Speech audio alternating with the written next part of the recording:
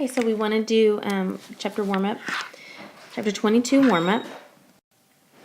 And so essentially what we're talking about here is the proportion of Britons that read at least one book in the past year, and then the proportion of Canadians, and we are wondering then, do these results confirm a higher reading rate in Canada? Well, when we're talking about that, then what we discuss is a test, because you want to see, if your null hypothesis or your alternative says that Canadians read significantly more. All right, so our parameters then, we're going to do a phantoms model, and our parameters are going to be this. We're going to do the proportion of Canadians. And so that's going to be the proportion of Canadians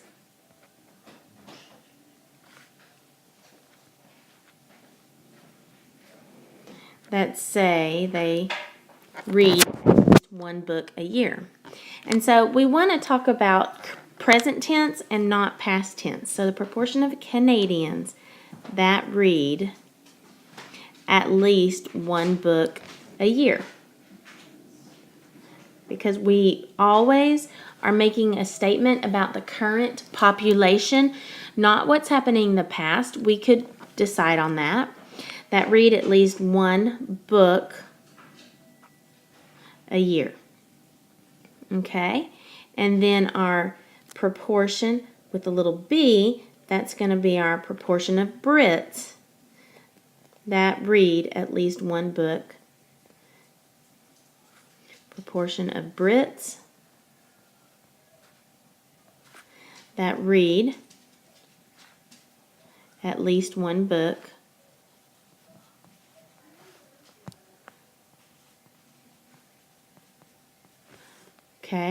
one book a year. All right, now here we go into the hypothesis. So that's our parameters, the proportion of all Canadians and the proportion of all Brits that read at least one book a year.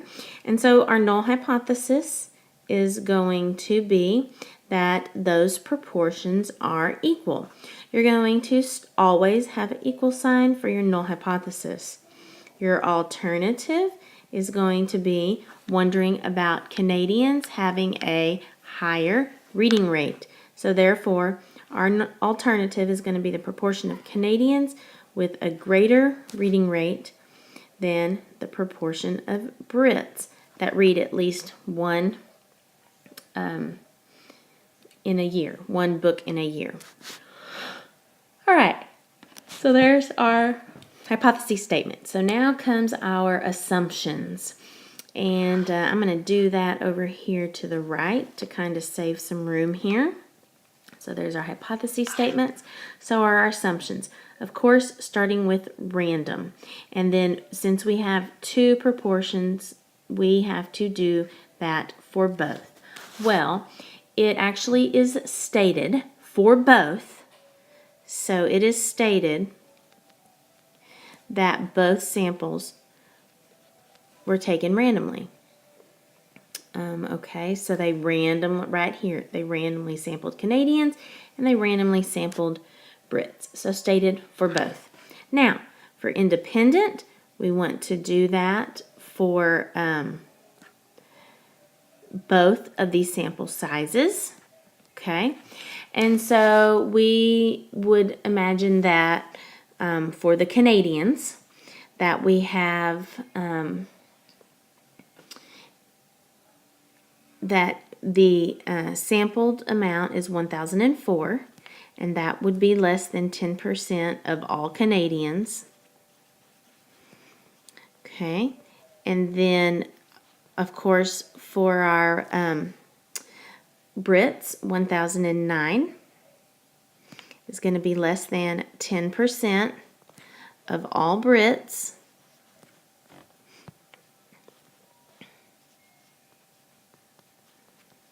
Okay, and so now what we want to do is that extra sentence that we always say, and that is that these two groups are independent of each other.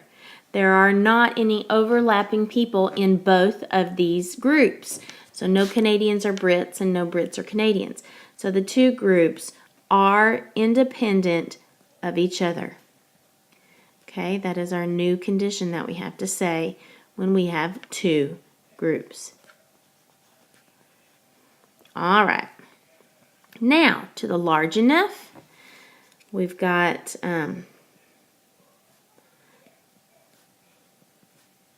we have to do the math, and for the and I can imagine that 86% of the 1004 is greater than or equal to 10, just like the 0.14 times 1004 is greater than or equal to 10. Okay, and then we've got the same thing for the Brits. So the large enough for the Brits is the 81%, 0.81 times 1009. That's greater than or equal to 10. And the 0.19 times the 1009 is also greater than or equal to 10. All right, so with that being said, then I can say that these two things are large enough. So these events, they are large enough, so therefore the normal model applies. All right, so there are your assumptions. So the normal model applies. All right, so we've got that down. Now, next, what we want to do is in the calculator, or actually, let's see, PHAN, let's do our name of the test, and that is a 2 proportion Z interval, a Z test, 2 proportion Z test, okay? Now, in the calculator, and I don't have the calculator to be able to pull up, so I will tell you the steps that you would do. You would go in your calculator to Stat over to Tests. You would do number 6, which is a 2 proportion Z test. The numbers you would put in would be, for X1, you're going to put in, you're going to have the 0.86 times 1004. Well, if you do 0.86, and I'm actually doing this in my phone right now, 0.86 times 1004 gives you 863.44. But you need to round appropriately, so I'm going to say 863, and then N1 is your 1004. Okay, for X2, you're going to put into your calculator. That comes from your 81% of 1009 up here. So I'm going to do that in the calculator. 0.81 times 1009. So that's 817.29. So I'm going to put 817 in there, and N2 is the 1009. Okay, the next line is going to be such that my P1 is greater than P2, and then calculate. When you calculate, then you get this value. Z is 3.01, and your P value is 0.0013. All right? Now, you know that this little section right here is just what I did in the calculator. That does not need to be put on the paper, okay? All right, but since this p-value of 0.0013 is less than alpha of 0.05, I am going to reject the null hypothesis because the p-value is low, so the null has to go.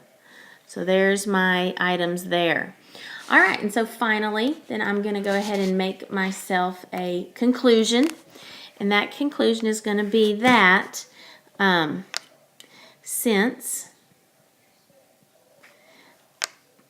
P, or we'll just go ahead and put the numbers in. So since 0.003 is less than 0013 is less than 0.05, I have evidence to reject. I have evidence to reject the reading rate, or the literacy rate, whatever, being the same.